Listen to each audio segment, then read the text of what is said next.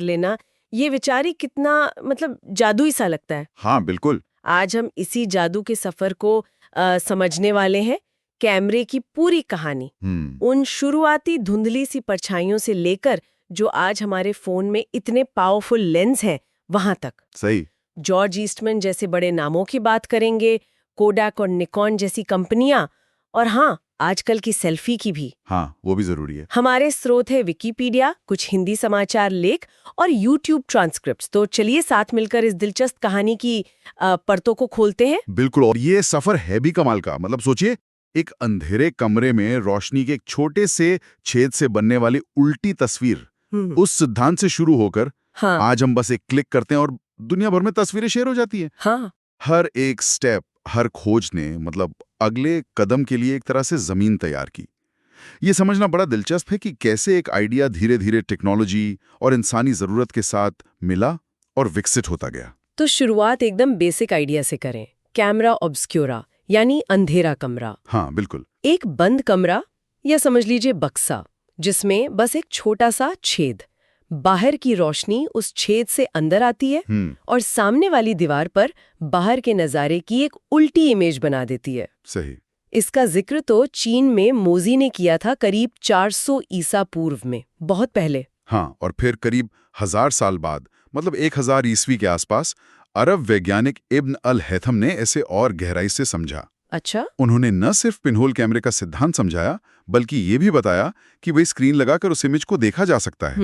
लेकिन ये सिर्फ तस्वीर देखने तक ही था। असली चैलेंज था उसे परमानेंटली कैद करना। हाँ, वो कैसे? उसके लिए वैज्ञानिकों को वो केमिकल्स खोजने पड़े जो लाइट के प्रति सेंसिटिव हों।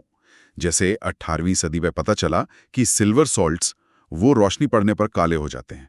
यहीं से फोटोग्राफी की केमिस्ट्री की शुरुआत हुई, आप कह सकते हैं। और यहीं पे एंट्री होती है निस्सेफोर नीप्से की। हाँ, नीप से। उन्होंने 1826 में वो कर दिखाया जो पहले मतलब नामुमकिन सा लगता था। दुनिया की पहली स्थायी तस्वीर खींची। वो खिड़की से नजारा। हाँ, खिड़की से नजारा। और उसे कैप्चर करने में उन्हें बिटुमिन लगी एक प्लेट पर करीब 8 घंटे का एक्सपोजर देना पड़ा। 8 घंटे? 8 घंटे आज तो सोच भी नहीं सकते। बिल्कुल। नीप्से ने रास्ता दिखाया, लेकिन तरीका बहुत बहुत धीमा था। उनके साथ फिर जुड़े लुई डिगेर। हाँ। डिगेर ने प्रोसेस को काफी तेज किया और बेहतर भी। उन्होंने सिल्वर आयोडाइड की प्लेट यूज की, पारे का धुआं और फिर फिक्सिंग के लिए नमक का घोल। अच्छा। नतीजा था डेगेरोटाइप। और जब 1839 में फ्रांस सरकार ने इसे दुनिया के सामने रखा, तो फोटोग्राफी बहुत तेजी से फैली। डेगेरोटाइप तस्वीरें कमाल की शार्प होती थी, एकदम डिटेल्ड। लेकिन एक प्रॉब्लम थी, हर तस्वीर अपने आप में अकेली होती थी, उसकी कॉपी नहीं बन सकती थी। ओ, ये तो बड़ी दिक्कत थी। हाँ।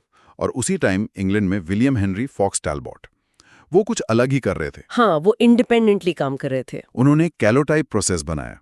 ये नेगेटिव पॉजिटिव सिस्टम था। Negative positive? हाँ, मतलब पहले एक नेगेटिव बनता था और फिर उससे आप जितनी चाहें उतनी पॉजिटिव कॉपीज बना सकते थे। अच्छा, ये तो आज की फोटोग्राफी जैसा है। बिल्कुल, यही आज की फोटोग्राफी का बेस है। हालांकि शुरू में डेगेरोटाइप ज्यादा पॉपुलर हुआ क्योंकि वो ज्यादा शार्प था, पर कॉपी बनाने की जो क्षमता थी वो कैलोटाइप का बहुत बड़ा प्लस पॉइंट था। तो अब तरीके तो आ गए थे तस्वीर कैद करने के, अब जरूरत थी बेहतर कैमरों की। सही। पहला कमर्शियल कैमरा 1839 में आया, गिरोक्स डेगेरोटाइप कैमरा। वो एक डबल बॉक्स जैसा डिजाइन था। फोकस करने के लिए अंदर वाला बॉक्स आगे पीछे होता था। अच्छा। और टाइम कितना लगता था?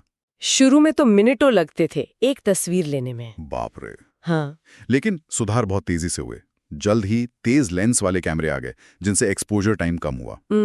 फोकस करने के लिए फिर गियर आए या फिर वो धौंकनी वाला सिस्टम आया। हाँ, वो अकॉर्डियन जैसा। बिल्कुल, उससे फोकस ज्यादा सटीक होता था। पेट्जोल लेंस जैसा आविष्कार हुआ, जिसने पोर्ट्रेट फोटोग्राफी को बदल दिया क्योंकि वो बहुत ज्यादा रोशनी अंदर आने देता था। और प्लेट के साइज वो भी कुछ स्टैंडर्ड हुए होंगे। हाँ, वो भी स्टैंडर्ड होने लगे।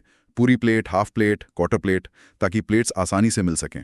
फिर आई वेट प्लेट कोलोडियन प्रक्रिया। वेट प्लेट ये क्या थी? ये डेगेरोटाइप से तेज थी और नेगेटिव भी बना सके, जिससे कॉपियां बन सकती थीं। लेकिन इसका इस्तेमाल बहुत झंझट भरा था। झंझट कैसा? प्लेट को ठीक इस्तेमाल से पहले मौके पर ही तैयार करना पड़ता था। मतलब उस पर वो कोलोडियन का घोल लगाना होता था और गीले में ही तस्वीर खींचनी पड़ती थी, फिर तुरंत डेवलप भी करना होता था। अरे, तो मतलब फोटोग्राफर को अपना छोटा मोटा डार्क रूम साथ लेके घूमना पड़ता था? बिल्कुल, एक टेंट जैसा साथ रखते थे कई लोग, ये बहुत मुश्किल काम था। और इसी मुश्किल को हल करने निकले जॉर्ज ईस्टमैन। हाँ, जॉर्ज ईस्टमैन। 1854 में जन्म हुआ उनका। शुरुआती जीवन थोड़ा संघर्ष वाला रहा। पिता की मृत्यु जल्दी हो गई थी, लेकिन फोटोग्राफी में उनकी दिलचस्पी गजब की थी। बैंक में क्लर्क थे, पर साथ साथ एक्सपेरिमेंट करते रहते थे। अच्छा। उन्होंने पहले ड्राई प्लेट बनाने की मशीन इजाद की। ये एक बड़ा स्टेप था, क्योंकि इससे वो वेट प्लेट वाले झंझट से छुटकारा मिल गया। हाँ, ये तो बहुत बड़ी बात थी। फिर 1881 में हेनरी स्ट्रॉन्ग के साथ मिलकर ईस्टमैन ड्राई प्लेट कंपनी शुरू की। लेकिन असली धमाका जो क्रांति लाया वो था 1885 में रोल फिल्म का पेटेंट। Roll film? हाँ, और फिर 1888 में पहला कोडैक कैमरा। कोडैक, ये नाम कहाँ से आया? ये नाम ईस्टमैन ने ही गढ़ा था। वो चाहते थे एक छोटा यादगार नाम जो किसी भी भाषा में आसानी से बोला जा सके और उसका कोई मतलब ना निकले। के उनका पसंदीदा अक्षर था, तो बस कोडैक। कमाल है। और कैमरा कैसा था? उसका बिजनेस मॉडल वो तो बहुत अलग था, सुना है। हाँ, वो बिल्कुल क्रांतिकारी था। कैमरा 100 तस्वीरों की फिल्म के साथ लोड होकर आता था। अच्छा। जब आपकी 100 तस्वीरें पूरी हो गई तो आप पूरा कैमरा $10 के साथ फैक्ट्री वापस भेज दीजिए। पूरा कैमरा? हाँ, पूरा कैमरा। कंपनी फिर फिल्म को डेवलप करती, उसके प्रिंट बनाती, कैमरे में नई 100 शॉट वाली फिल्म लोड करती और सब कुछ आपको वापस भेज देती। अरे वाह। उनका नारा ही था, आप बटन दबाएं, बाकी हम करते हैं। कमाल है। इसने तो फोटोग्राफी को बिल्कुल आम आदमी के लिए खोल दिया होगा। एकदम, कोई भी खरीद सकता था, इस्तेमाल कर सकता था। डार्क रूम का झंझट खत्म। ईस्टमैन वाकई जीनियस थे। बहुत होशियार बिजनेसमैन भी थे। वो समझ गए थे कि असली पैसा कैमरा बेचने में उतना नहीं है जितना फिल्म बेचने में है। अच्छा। हाँ, उनका फोकस हमेशा अच्छी और सस्ती फिल्म बनाने पर रहा। वो कहते थे फिल्म ही असली बिजनेस पार्टनर है। उन्होंने एक तरह से पूरी इंडस्ट्री को अपनी फिल्म पर डिपेंडेंट बना दिया। और ये मॉडल इतना सफल हुआ कि कोडैक देखते ही देखते दुनिया की सबसे बड़ी फोटोग्राफी कंपनी बन गई। मतलब एक तरह का एकाधिकारी हो गया था उनका। हाँ, सुना है कुछ पेटेंट्स वगैरह को लेकर दिक्कतें भी हुई थी। बिल्कुल। नाइट्रोसेल्यूलोज फिल्म के पेटेंट को लेकर एक लंबा कानूनी केस चला। गुडविन नाम के एक आविष्कारक थे उनके साथ। कोडैक को उसमें काफी हर्जाना देना पड़ा था, करीब $5 मिलियन उस जमाने में। ओह, लेकिन कंपनी रुकी नहीं? नहीं, बिल्कुल नहीं। वो लगातार नए प्रोडक्ट लाते रहे। जैसे 1900 में आया ब्राउनी कैमरा, सिर्फ $1 का। $1? हाँ, बच्चों के लिए बनाया गया था। उसने फोटोग्राफी को बच्चों तक पहुंचा दिया। और फिर रंगीन फोटोग्राफी में भी कोडाक ने जबरदस्त काम किया। कोडाक्रोम? हाँ, खासकर 1935 में आई कोडाक्रोम फिल्म। वो तो दशकों तक मतलब रंगीन फोटोग्राफी का दूसरा नाम बनी रही। उसकी क्वालिटी कमाल की थी। ईस्टमैन ने सिर्फ बिजनेस ही नहीं, सुना है दान पुण्य भी बहुत किया। हाँ, परोपकार में भी वो बहुत आगे थे। उन्होंने अपनी संपत्ति का एक बहुत बड़ा हिस्सा, करीब $100 मिलियन उस समय के, जो आज के हिसाब से शायद $2 बिलियन से भी ज्यादा होंगे। बाप रे। वो उन्होंने शिक्षा, संगीत, स्वास्थ्य सेवाओं के लिए दान कर दिए, खासकर रोचेस्टर शहर में जहां कोडाक का हेडक्वार्टर था। Eastman school of music, university of Rochester, MIT, कई जगह। और वो गुप्त दान भी करते थे, मिस्टर स्मिथ के नाम से। हाँ, ये बात भी मशहूर है। वो अपनी पहचान जाहिर नहीं करना चाहते थे कई बार। व्यक्तिगत जीवन कैसा था उनका? उन्होंने कभी शादी नहीं की। अपनी माँ के काफी करीब थे। संगीत का बहुत शौक था, पियानो बजाते थे। और फिर उनका अंत थोड़ा दुखद रहा। हाँ, वो जीवन के आखिरी सालों में रीढ़ की हड्डी की किसी बीमारी से बहुत परेशान थे। चलने फिरने में दिक्कत होती थी, दर्द रहता था, शायद डिप्रेशन भी था। और 1932 में 77 साल की उम्र में उन्होंने आत्महत्या कर ली। एक छोटा सा नोट छोड़ा था, मेरे दोस्तों के लिए मेरा काम पूरा हो गया है, इंतजार क्यों। दुखद। लेकिन उनकी विरासत तो बहुत बड़ी है। Kodak company, George Eastman museum, photography को घर घर तक पहुंचाया उन्होंने। बिल्कुल, एक पूरी इंडस्ट्री को उन्होंने आकार दिया। अच्छा, अब जब कोडैक अमेरिका में ये सब कर रहा था, दुनिया के दूसरे कोने में जापान में भी कुछ हलचल हो रही थी। निकॉन की बात करते हैं। हाँ, निकॉन 1917 में शुरुआत हुई थी, Japan optical industries company limited के नाम से। बाद में 1988 में जाके नाम निकॉन कॉर्पोरेशन हुआ। अच्छा। 1917। हाँ। शुरुआत में उनका focus high precision optical instruments पर था, जैसे दूरबीन, माइक्रोस्कोप और खासकर मिलिट्री के लिए ऑप्टिक्स। मिलिट्री के लिए? हाँ, दूसरे विश्व युद्ध के दौरान वो जापानी सेना के बहुत बड़े सप्लायर थे। पेरिस्कोप, बॉम्ब साइट्स, दूरबीन, ये सब बनाते थे। उनके 19 कारखाने थे, 23,000 कर्मचारी थे उस समय। ओह, फिर युद्ध के बाद क्या हुआ? युद्ध के बाद कंपनी को काफी मुश्किलों का सामना करना पड़ा। भूकंप से भी नुकसान हुआ, फाइनेंशियल दिक्कतें भी थी। लेकिन उन्होंने अपनी स्ट्रेटजी बदली। क्या किया उन्होंने? उन्होंने अपने ऑप्टिकल एक्सपर्टीज का इस्तेमाल हाई क्वालिटी कैमरा बनाने में लगाया, शौकीनों से लेकर प्रोफेशनल्स तक, सबके लिए। धीरे धीरे उन्होंने लेंस और बाद में सेमीकंडक्टर बनाने वाले उपकरण जैसे क्षेत्रों में भी विस्तार किया। उनकी क्वालिटी और इनोवेशन ने उन्हें दुनिया भर में पहचान दिलाई। और उनकी सफलता में एसएलआर कैमरों का बड़ा हाथ रहा है ना? हाँ बिल्कुल। सिंगल लेंस रिफ्लेक्स कैमरे 1959 में आया निकॉन एफ। वो तो प्रोफेशनल फोटोग्राफर्स के बीच एक तरह से आइकॉन बन गया। निकॉन एफ, हाँ। वो एक सिस्टम कैमरा था, मतलब आप लेंस बदल सकते थे, व्यू फाइंडर बदल सकते थे, मोटर ड्राइव लगा सकते थे, पूरी फ्लेक्सिबिलिटी थी। उसने निकॉन को प्रोफेशनल मार्केट का बादशाह बना दिया। तो ये एसएलआर वगैरह कैसे आए? थोड़ा कैमरे के तकनीकी विकास पर वापस चलते हैं। जरूर। हमने ड्राई प्लेट्स की बात की थी, जिससे फोटोग्राफी पोर्टेबल हुई और एक्सपोजर टाइम कम हुआ। हाँ। अब जब एक्सपोजर टाइम सेकंड के हिस्सों में आ गया, तो हाथ से लेंस कैप हटाकर वापस लगाना काफी नहीं था। सही बात है। अब जरूरत थी मैकेनिकल शटर की, जो बहुत कम समय के लिए एकदम सटीक ड्यूरेशन के लिए खुल सके और बंद हो सके। अच्छा, शटर का आविष्कार हुआ। और यहीं पर 35mm फिल्म का रोल भी अहम हो जाता है। 35mm फिल्म, ये तो बहुत जानी पहचानी है। बिल्कुल। ये फिल्म पहले मोशन पिक्चर यानी फिल्मों में इस्तेमाल होती थी, लेकिन ऑस्कर बर्नाक नाम के एक जर्मन इंजीनियर थे लाइका कंपनी में। हाँ, लाइका। उन्होंने सोचा कि क्यों ना इस छोटी फिल्म को एक छोटे हाई क्वालिटी स्टिल कैमरे में इस्तेमाल किया जाए। नतीजा था 1925 का लाइका आई कैमरा। लाइका आई। ये छोटा था, पोर्टेबल था और गजब की क्वालिटी की तस्वीरें लेता था। इसने 35mm फॉर्मेट को एकदम हिट कर दिया। अच्छा। फिर कोडैक ने भी इसमें योगदान दिया। 1934 में उन्होंने रेटिना आई कैमरे के साथ 135 कार्ट्रिज पेश किया। वो कैसेट? हाँ, याद है। हाँ, वही मेटल वाली कैसेट जिसमें फिल्म लोड होती थी। इसने 35mm फिल्म को इस्तेमाल करना और भी ज्यादा आसान बना दिया। और फिर आर्गस जैसी कंपनियों ने सस्ते 35mm कैमरे बनाकर इसे मास मार्केट तक पहुंचा दिया।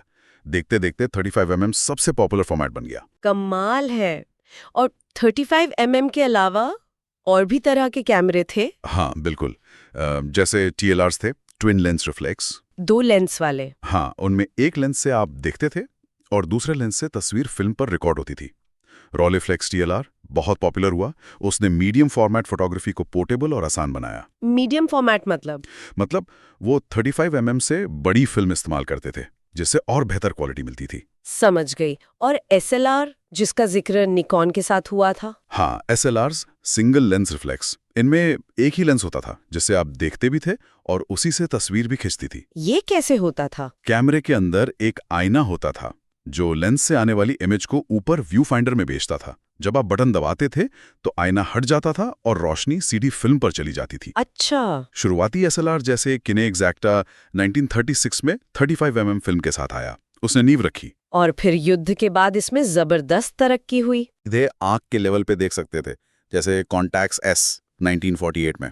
हाँ, ये तो बहुत बड़ा सुधार था। और इंस्टेंट रिटर्न मिरर आया। पहले क्या होता था, तस्वीर खींचते ही व्यू फाइंडर काला हो जाता था जब तक आप फिल्म आगे नहीं बढ़ाते थे। इंस्टेंट रिटर्न मिरर से आईना तुरंत वापस अपनी जगह आ जाता था। ओह, अच्छा। और फिर जापानी कंपनियों ने इस फील्ड में कमाल कर दिया। असाही, जो बाद में पेंटेक्स बनी, उन्होंने 1952 में पहला जापानी 135 SLR निकाला। फिर निकॉन, कैनन, मिनोल्टा, यशिका सब इस मार्केट में आ गए और बेहतरीन क्वालिटी और नए फीचर्स वाले SLR बनाने लगे। तो SLR बहुत पॉपुलर हो गए? हाँ, प्रोफेशनल और शौकीन फोटोग्राफर्स दोनों के बीच। और इंस्टेंट कैमरे, पोलरॉइड का जिक्र रह गया। हाँ, वो कैसे भूल सकते हैं।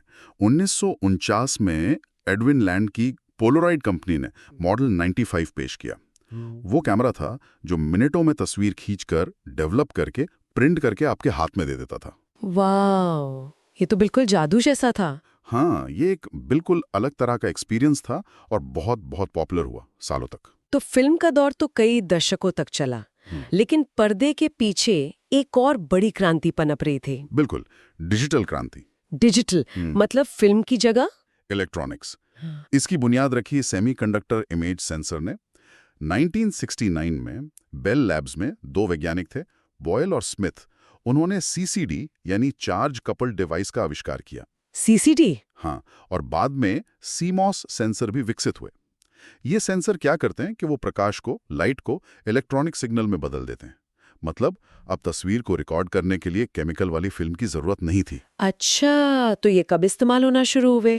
शुरुआती डिजिटल इमेजिंग तो बहुत महंगी थी, तो वो जासूसी सैटेलाइट्स वगैरह में इस्तेमाल हुए। लेकिन पहला डिजिटल कैमरा वो कब बना? मजे की बात है, पहला आत्मनिर्भर डिजिटल कैमरा बनाने का जो प्रयास था वो कोडाक के ही एक इंजीनियर ने किया था, स्टीवन सैसन, 1975। कोडाक ने? फिर से। हाँ। लेकिन उनका प्रोटोटाइप आज के हिसाब से देखें तो बहुत ही बेसिक और भारी भरकम था। करीब 4 किलो वजन था उसका। 4 किलो? हाँ, और ब्लैक एंड व्हाइट तस्वीरें लेता था, सिर्फ 0.01 मेगापिक्सल की। 0.01? हाँ, और एक तस्वीर रिकॉर्ड करने में 23 सेकंड लगते थे, और वो भी कैसेट टेप पर रिकॉर्ड होती थी। कैसेट टेप पर? हाँ, तो जाहिर है ये बस एक एक्सपेरिमेंट था, बाजार में बेचने के लिए नहीं था। समझ गए। तो असली डिजिटल कैमरे कब आए? इसके बाद कुछ एनालॉग इलेक्ट्रॉनिक कैमरे आए, जैसे सोनी माविका, जो वीडियो फ्लॉपी पर तस्वीरें रिकॉर्ड करते थे। उन्हें स्टिल वीडियो कैमरा कहते थे। डिजिटल तस्वीरों को स्टोर करना आसान बनाने में जेपीजी जैसे कंप्रेशन स्टैंडर्ड का भी बड़ा हाथ रहा। जेपीजी? हाँ, वो फाइल फॉर्मेट। हाँ, ये 1988 में आया। ये फाइल साइज को काफी कम कर देता है, जिससे मेमोरी कार्ड पर ज्यादा तस्वीरें स्टोर हो सकती हैं। और फिर तो डिजिटल कैमरों में बहुत तेजी से सुधार हुए होंगे। बहुत तेजी से। कैमरों के पीछे एलसीडी स्क्रीन आ गई, जैसे कैसियो QV10 1995, जिससे आप तुरंत देख सकते थे कि फोटो कैसी आई है। हाँ, ये तो बहुत बड़ा चेंज था। मेमोरी कार्ड इस्तेमाल होने लगे, जैसे कॉम्पैक्ट फ्लैश, कोडैक DC-25 1996। कुछ कैमरे छोटे वीडियो क्लिप भी रिकॉर्ड करने लगे, रिको RDC-1 1995। और डीएसएलआर का क्या हुआ, डिजिटल एसएलआर? उसमें भी प्रगति हुई। कोडैक ने शुरुआती मॉडल बनाए निकॉन की बॉडी पर डिजिटल बैक लगाकर। वो बहुत महंगे थे, हजारों डॉलर के। लेकिन 1999 में निकॉन D1 का आना एक बहुत बड़ा मोड़ था। वो पहला DSLR था जिसे किसी बड़ी कंपनी ने, निकॉन ने, पूरी तरह से इन हाउस डेवलप किया था। Nikon D1? हाँ, कीमत भी $6000 से कम थी, जो उस जमाने के हिसाब से प्रोफेशनल्स के लिए काफी कम थी। और वो मौजूदा निकॉन लेंस के साथ काम करता था। इसने प्रोफेशनल फोटोग्राफी को डिजिटल की तरफ बहुत तेजी से मोड़ा। और फिर तो डिजिटल ने फिल्म को पीछे ही छोड़ ही दिया होगा। बिल्कुल। 2003 आते आते डिजिटल कैमरों की बिक्री फिल्म कैमरों से ज्यादा हो गई। और विडंबना देखिए, क्या? कि डिजिटल कैमरे का पहला प्रोटोटाइप बनाने वाली कंपनी कोडैक, वो इस डिजिटल बदलाव के साथ कदम नहीं मिला पाई। हाँ, ये तो सुना है। उनका बिजनेस मॉडल फिल्म पर टिका था। वो डिजिटल में शिफ्ट करने में हिचकिचाते रहे और आखिरकार 2012 में उन्हें दिवालिया घोषित होना पड़ा। ओह, कितनी बड़ी आयरनी है ना? लेकिन डिजिटल क्रांति और फिर स्मार्टफोन के आने से एक और चीज पैदा हुई, जिसका आज हर तरफ बोलबाला है। सेल्फी। है ना? बिल्कुल। सेल्फी, यानी खुद की तस्वीर लेना, आमतौर पे हाथ बढ़ाकर, या आजकल वो सेल्फी स्टिक से। हाँ, वैसे ये कोई बिल्कुल नई बात तो नहीं है। सेल्फ पोर्ट्रेट तो कलाकार सदियों से बनाते आए हैं। सही कहा। लेकिन स्मार्टफोन ने इसे ग्लोबल फिनोमिनन, एक वैश्विक घटना बना दिया है। एकदम। और इसकी जड़ें काफी हद तक 1990 के दशक के जापानी कवाई यानी क्यूट कल्चर में देखी जा सकती हैं। जापान में? कैसे?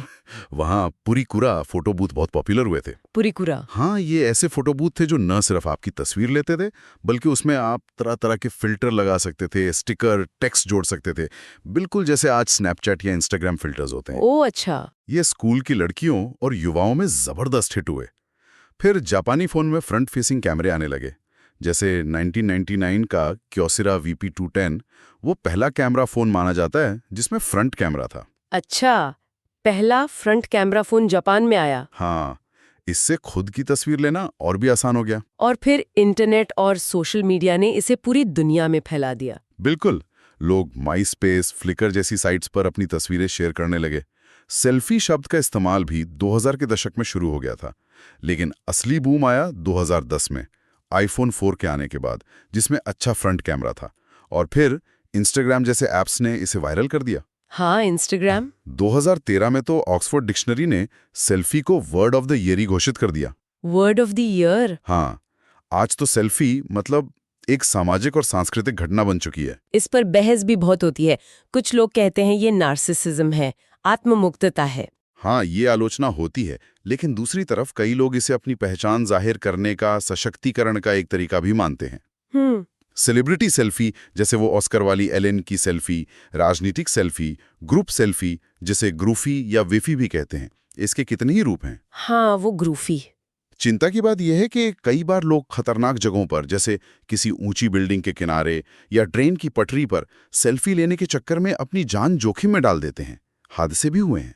हाँ, ये तो बहुत दुखद है। और एक दिलचस्प साइंटिफिक फैक्ट भी है सेल्फी के बारे में। वो क्या? क्योंकि सेल्फी आमतौर पर हाथ बढ़ाकर यानी काफी नजदीक से और वाइड एंगल लेंस से ली जाती है, तो वो चेहरे के अनुपात को थोड़ा बिगाड़ सकती है। मतलब नाक थोड़ी बड़ी दिख सकती है या माथा थोड़ा चौड़ा। अरे, ये तो पता नहीं था। हाँ, ये लेंस डिस्टॉर्शन का असर होता है। तो ये था कैमरे का हैरत अंगेज सफर। वाकई, कहाँ वो कैमरा ऑब्सक्योरा का अंधेरा कमरा, हाँ, और कहाँ आज हमारे स्मार्टफोन की स्क्रीन पर दिखने वाली क्रिस्टल क्लियर तस्वीरें। बिल्कुल। नीप्से, डेगर, टैल्बर्ट, ईस्टमैन जैसे लोगों की लगन, उनकी मेहनत, हाँ, और कोडेक, निकॉन जैसी कंपनियों के इनोवेशन ने इस सफर को मुमकिन बनाया। और इस पूरी यात्रा का शायद सबसे बड़ा नतीजा है फोटोग्राफी का लोकतंत्रीकरण। डेमोक्रेटाइजेशन। एकदम सही कहा। जो चीज कभी कुछ गिने चुने विशेषज्ञों का हुनर मानी जाती थी, जिसके लिए बहुत साजो सामान और ज्ञान चाहिए था, वो आज अरबों लोगों की रोजमर्रा की जिंदगी का हिस्सा बन गई है। हर कोई जिसके पास स्मार्टफोन है वो एक फोटोग्राफर है, अपनी कहानी तस्वीरों के जरिए कह सकता है। बिल्कुल। और जाते जाते एक सवाल हमारे सुनने वालों के लिए छोड़ जाते हैं। हमने देखा कि तकनीक ने तस्वीर लेने के तरीके को कितना बदल दिया। पहले घंटों लगते थे, फिर मिनट, फिर सेकंड, और अब तो बस पलक झपकते ही तस्वीर खिंच जाती है, शेयर हो जाती है। हाँ, इंस्टेंट हो गया सब कुछ। लेकिन क्या इस तुरंत मिलने वाली छवि ने, इस इंस्टेंटेनियस नेचर ने हमारे दुनिया को देखने और उसे याद रखने के तरीके को भी बदल दिया है? ये सोचने वाली बात है। कहीं ऐसा तो नहीं कि हम उन पलों को, उन मोमेंट्स को जीने से ज्यादा उन्हें सिर्फ कैप्चर करने, उन्हें रिकॉर्ड करने पर ज्यादा ध्यान देने लगे हैं? क्या हम अनुभव कम कर रहे हैं और डॉक्यूमेंटेशन ज्यादा? हाँ, कुछ ऐसा ही। इस पर सोचिएगा जरूर।